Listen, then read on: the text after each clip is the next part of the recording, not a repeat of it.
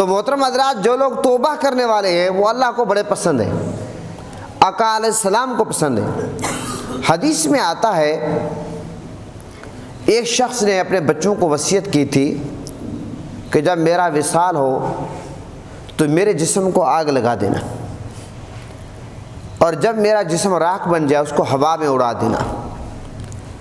اب جب اس کا مرنے کا ٹائم آیا، بیٹوں نے باپ کی وصیت پر عمل کیا، اس کے جسم کو آگ لگا دی، اور اس کے بعد جب اس کا جسم جل کر راکھ ہو گیا، راکھ کو ہوا میں اڑا دیا۔ اب اللہ تعالیٰ کو اس بندے کی یہ ادا بڑی پسند آئی۔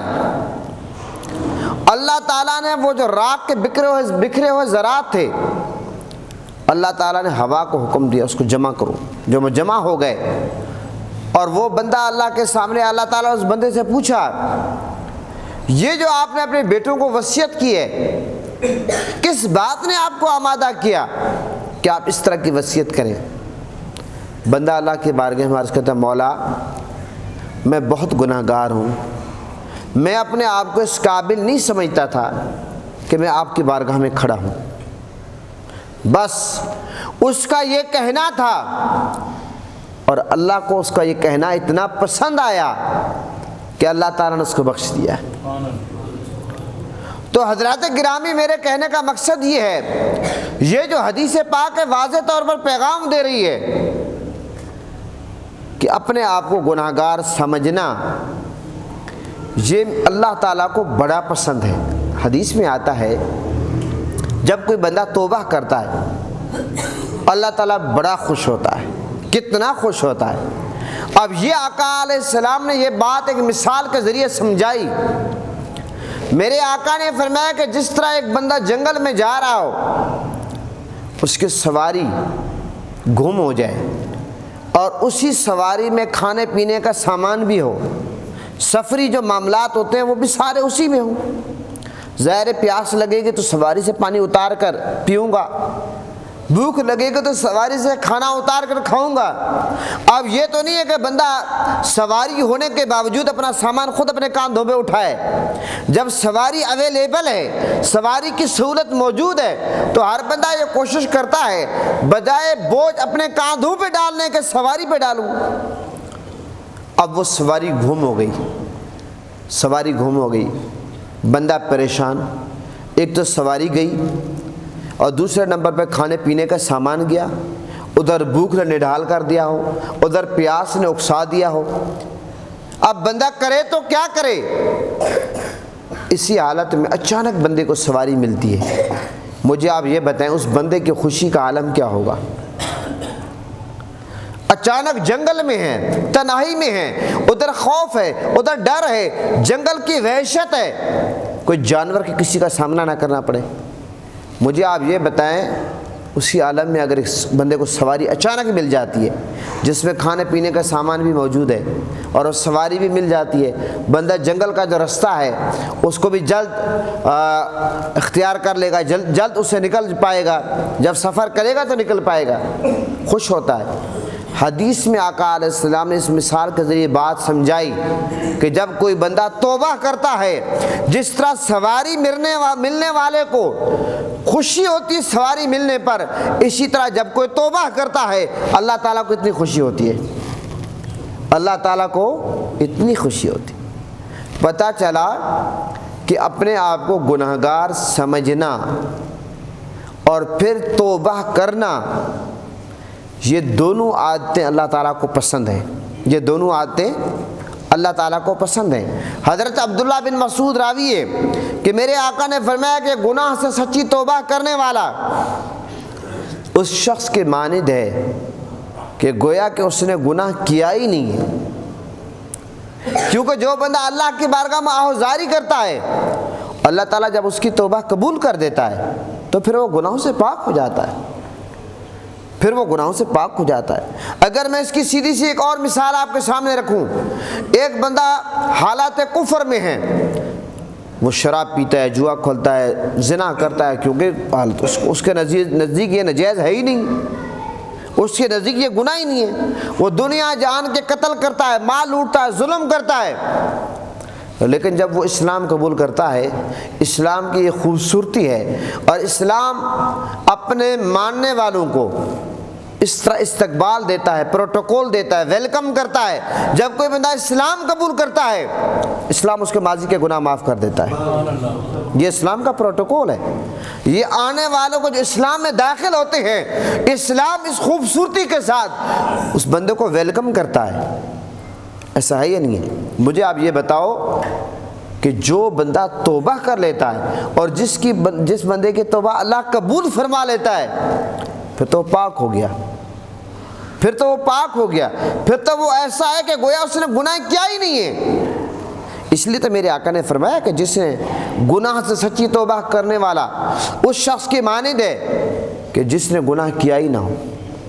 اس کا مطلب یہی ہے کہ جو بندہ توبہ کرتا ہے اور اس کی توبہ قبول ہو جاتی ہے تو وہ گناہوں سے پاک ہو جاتا ہے، وہ گناہوں سے پاک ہو جاتا ہے۔ تو محترم حضرات، توبہ کرنے والا اللہ کو اتنا پسند ہے، اللہ تعالیٰ اس کو معافی دے دیتا ہے، لیکن اللہ کی بارگاہ میں توبہ کرنی چاہیے۔ اور آپ کو پتہ ہے جو بندہ توبہ نہیں کرتا، یہ گناہوں کا سلسلہ بڑھتا رہتا ہے۔ حضرت انس راوی ہیں، آقا علیہ السلام کا فرمان ہے کہ مومن جب گناہ کرتا ہے تو اس کے دل پر ایک سیاہ بلیک نشان بن جاتا ہے، اور یہاں تک کہ پھر اگر وہ توبہ کر لے تو وہ نشان ختم ہو جاتا ہے، اور اگر وہ توبہ نہ کرے تو نشان بڑھتا رہتا ہے، بڑھتا رہتا ہے، بڑھتا رہتا ہے، یہاں تک کہ وہ اس کے پورے دل کو لپیٹ میں لے لیتا ہے، اور اگر وہ توبہ کرے تو وہ جو بلیک نشان ہے وہ ختم ہو جاتا ہے۔ تو پتہ کیا چلا کہ جو بندہ گناہ پہ گناہ کرے اور توبہ کی طرف نہ آئے، اللہ کی بارگاہ میں آہو زاری نہ کرے، اللہ کی بارگاہ سے رجوع نہ کرے اور شرمندہ نہ ہو، گناہ پہ گناہ کرے، گناہ پہ گناہ کرے، تو اس کا وہ جو نشان ہے بلیک، وہ بڑھتا بڑھتا بڑھتا بڑھتا ہے، اس کا پورا دل کالا ہو جاتا ہے۔ آپ یہ لوگوں سے سنتے ہیں کہ اس کے کالے دل والا بندہ ہے، آپ نے یہ لوگوں سے سنا ہوا ہے، اور پھر اس کا دل اتنا کالا ہوتا ہے کہ پھر وہ اہل بصیرت کو نظر بھی آنے لگتا ہے کہ بھئی یہ کالے دل والا بندہ ہے۔ اور آپ نے یہ بھی لوگوں سے سنا ہے کہ فلاں شخص جو ہے یہ پتھر دل ہے، اور پھر جب بندے کا دل کالا ہو جاتا ہے پھر بندہ فرعونیت کو اپنا لیتا ہے، فرعون والی عادتیں اس میں آ جاتی ہے، تکبر آ جاتا ہے، غرور آ جاتا ہے، سخت دلی آ جاتی ہے، رحم اس کے دل سے نکل جاتا ہے، کیونکہ یہ تو ہو نہیں سکتا کہ آگ اور پانی ایک جگہ جمع ہوں۔ اب بندہ کہے کہ میں گناہ پہ گناہ کروں اور پھر میرے دل کے اندر نور ہو، ہمیشہ نرمی اس کے اندر ہوتی ہے، جس کے دل میں نور ہوتا ہے اس کے دل میں نرمی ہوتی ہے، پیار ہوتا ہے، محبت ہوتی ہے، الفت ہوتی ہے۔ ایسا ہے یا نہیں؟ تو محترم حضرات، یہ معاملات ہیں۔ حدیث پاک میں آتا ہے، حضرت ابو ہریرہ راوی آقا علیہ السلام نے فرمایا کہ جو شخص مغرب سے سورج طلوع ہونے تک، یعنی قیامت بپا ہونے سے پہلے توبہ کرے، اللہ تعالیٰ اس شخص کی توبہ قبول کرے گا۔ یعنی کہ توبہ کا دروازہ بند نہیں ہوتا، قیامت سے پہلے بھی اگر کوئی بندہ توبہ کرتا اللہ تعالیٰ قبول فرما لے گا۔ ایک حدیث پاک میں آتا ہے، حضرت عبداللہ بن عمر فرماتے ہیں کہ آقا علیہ السلام کا یہ فرمان ہے کہ اللہ تعالیٰ اس وقت تک بندے کی توبہ قبول کرتا ہے جب تک روح اس کے حلق میں پہنچ جاتی ہے، یعنی بندہ غر نہیں کرتے، روح حلق سے نکلتی نہیں ہے، اس وقت تک اللہ تعالیٰ حالات نزاع میں بندہ مبتلا نہیں ہوتا، اس وقت تک اللہ تعالیٰ بندے کی توبہ قبول کرتا ہے۔